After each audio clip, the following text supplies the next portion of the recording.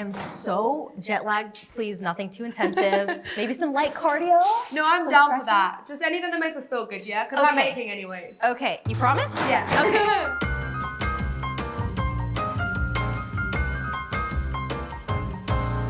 So Valkyrae, welcome to What's in Your Locker. Hi.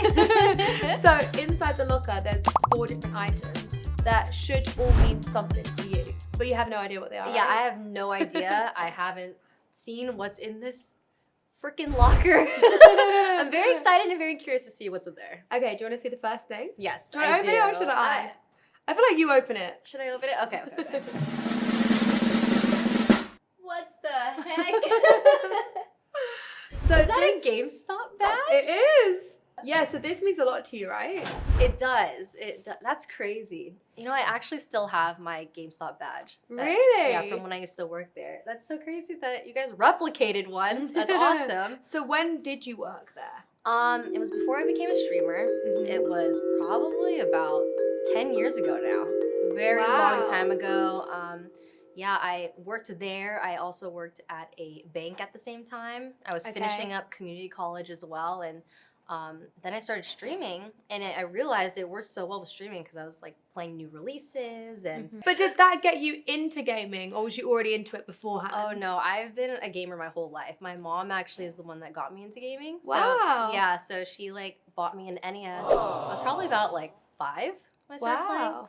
So yeah, I just wanted to work at GameStop because I wanted to play games and have like a little discount. Yeah, and then who would you say that a girl is then compared to now? Oh my gosh, broke. Yeah.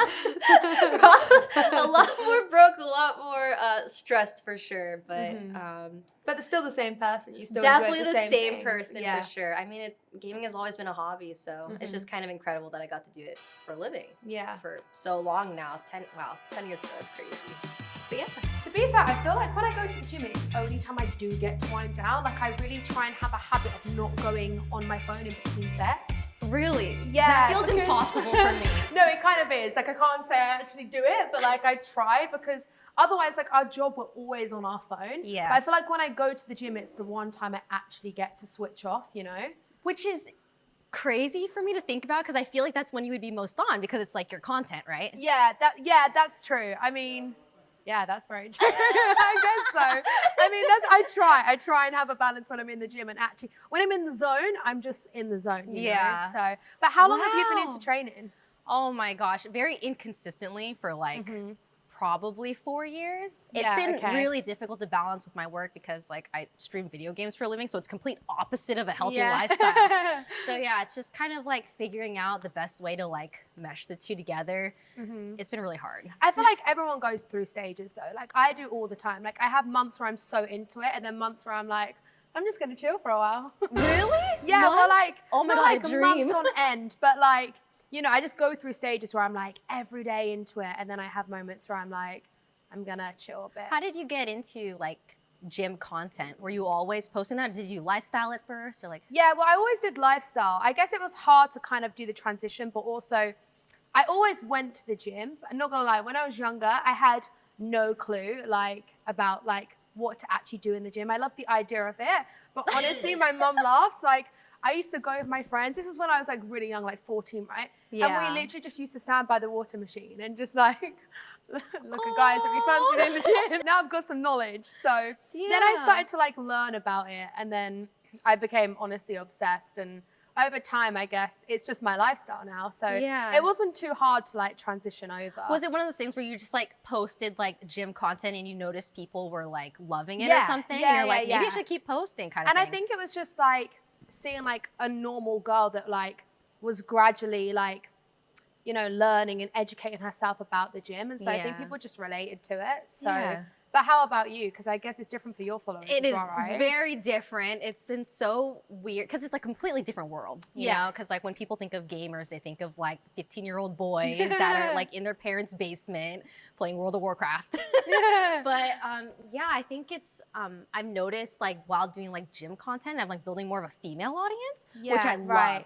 And just kind of like breaking that stigma that like not only can girls play games, which I've been doing my whole life, by the way, so it's like not something I've just like randomly jumped into, but also like gamers can be healthier in a way. Yeah, of course. Yeah, so balance. Which is so important in every area of life, right? So being on camera all the time, how has that like affected your self-image? Do you think it's affected it like in a good way or a bad way? Oh my gosh. I've been streaming for like 8 years, coming up to 8 years now. So That's I think, how long I've been doing YouTube for. Wait, 8 years, really? yeah.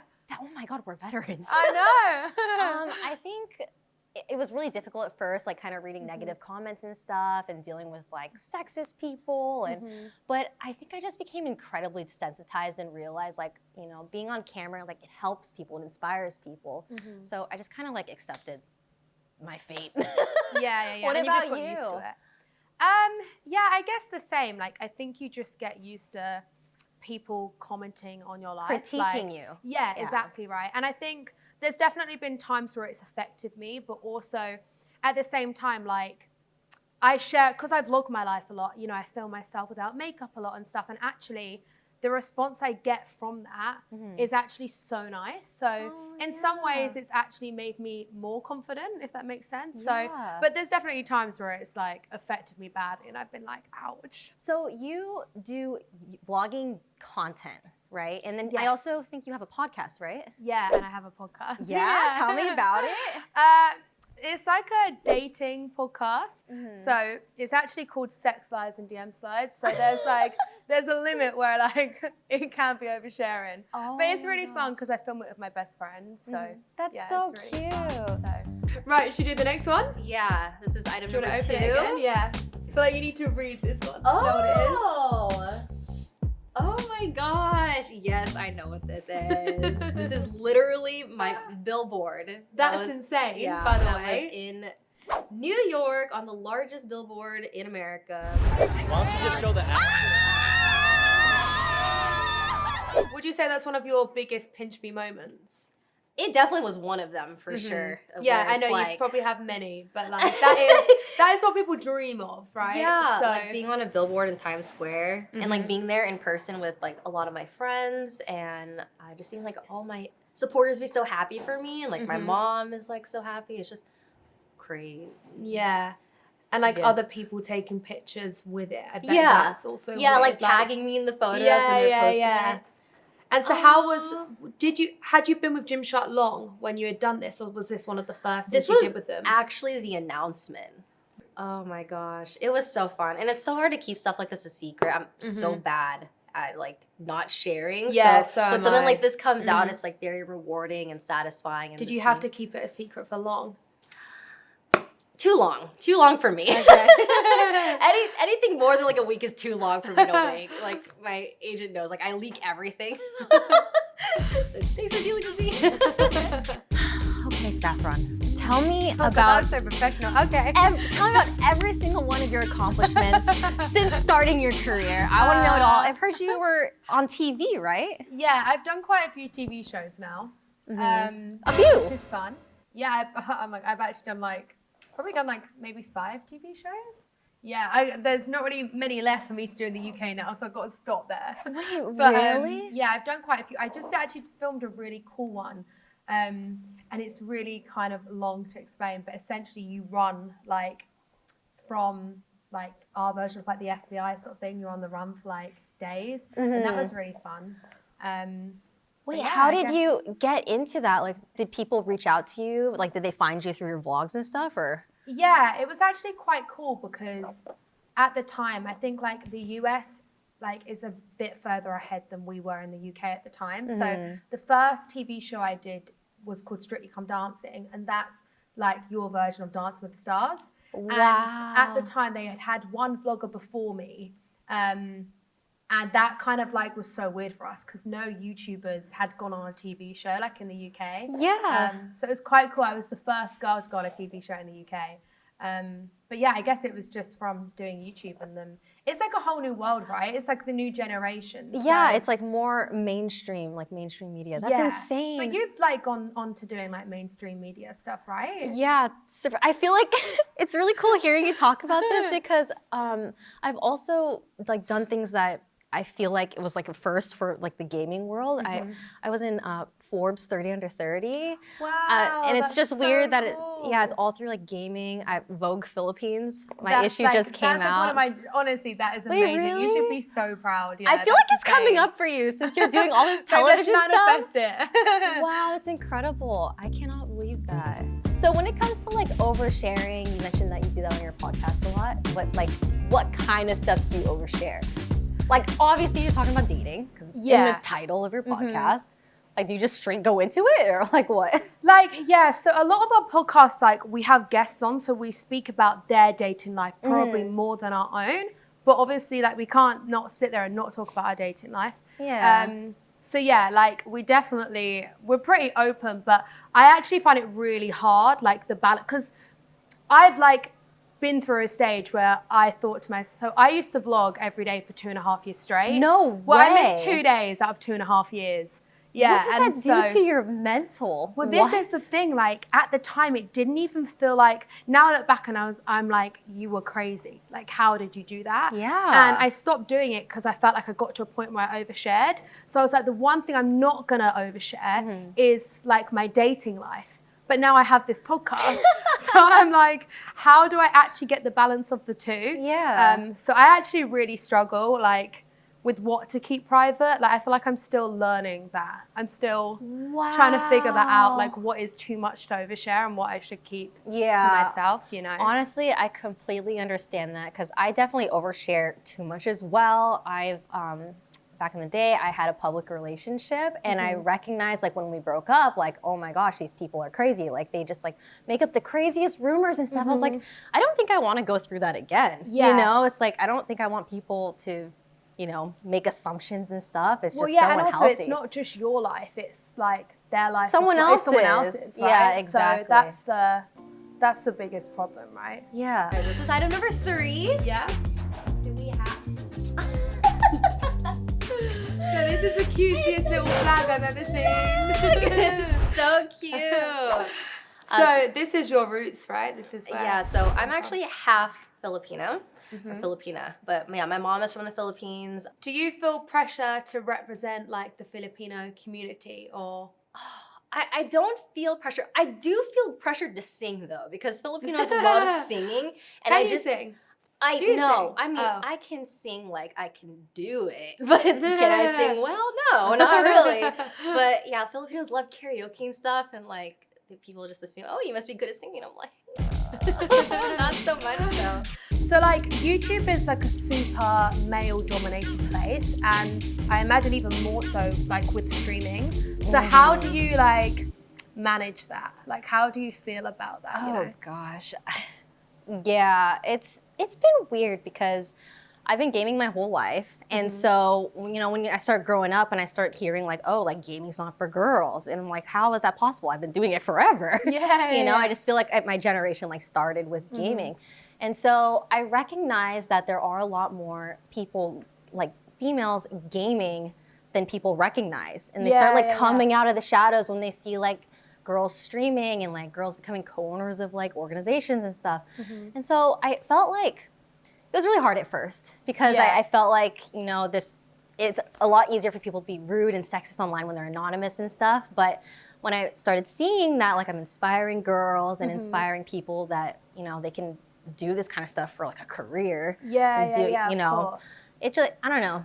I feel like it's kind of like, feels like a purpose to me now, like kind of setting like a good role model. Yeah, exactly. Yeah, so I think that's what keeps me going and keeps me doing it. Otherwise, I don't think I'd be able to at all. If it wasn't for like fans and stuff, like coming up to me and telling me like, hey, like you changed my life kind of thing, so. Oh, okay, last one, are you ready? Yes.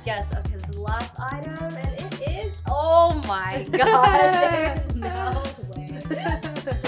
So this is the game that, who is this guy first? This is gonna haunt me for the rest of my life, I think. But this is an Among Us character, and this is the reason why I blew up the second time during the pandemic was because of this game. Yeah, because I don't like really watch people that stream, but I saw everyone playing this game. Oh, like, really? It was such a big deal. Yeah. Yeah, I think this game just popped off at a crazy time because it was just during a pandemic, so everyone is at home. Like people are not at school, people are not at work, and so a lot of people are online watching this game. And this game has up to 10 players, and so like 10 other creators would collab essentially, and it's like a mystery type game. Like you try to figure out who the killer is. So it's replayable. It was easy to watch, and it made everyone just blow up at the time. So yeah, I played this game. I have like over 500 hours in this game in 8 months. So it definitely was life-changing. Like this game allowed me to have opportunities I would have never had before. And didn't you play this game with lots of famous people as well? Yeah. Yeah. We did. How was that? Who did you play with? Oh my gosh. Where do I even, okay. There's, let's see, PewDiePie. I don't know. Yes. He's actually from where I'm from. So yes, that's right. Yeah. So PewDiePie, played it with him. Played it with Mr. Beast, James Charles. He's played it before. Did you play with Jimmy Fallon? Yes, and Bretman Rock. Just all these people that don't normally play games were able to like play this game because it's so easy. It's like a party game, you know. That anyone could like just play if they wanted to. So.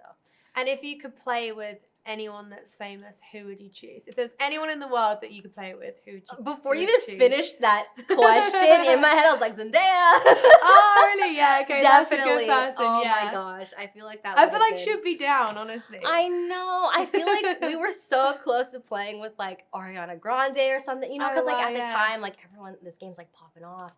And I just feel like we're so close. But no, still too It can still happen. It's just a new game.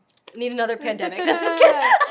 Okay, so there's stickers down here. There is. Oh, there's stickers cute. down here. And we're going to be the first people to make them up. I haven't seen the stickers. Oh, yours is... Do you just love coffee? You know, I love Starbucks. Starbucks. So oh my god. We'll take it as I love Starbucks. Oh, what's yours? Mine just says Valkyrae. Oh, but we had cute. like this Y2K themed baby tea that was made for me during our shoot yesterday, and this is kind of similar to it, so I thought it was really, really cute. Cute. All right, so we're the first ones to stick this on this locker. So I think we do it right by the handle so everyone sees it every time. Yeah, we need to make our mark. Okay, right, should I stick mine on? Yeah, go for it. I'm just like struggling to peel this. Okay, there you go. Look at that, it's so cute. Imagine when this is actually full. Yeah, I can't believe we're the first. I got it. I wasn't joking when I was like, I'm sticking mine right there. I'm going straight up, right in the middle. Okay, yeah, that's a good place. Yeah. Love that. Well, that's what was in my locker. Thank you so much for watching. Comment, like, and subscribe, and be sure to watch the next one. Bye.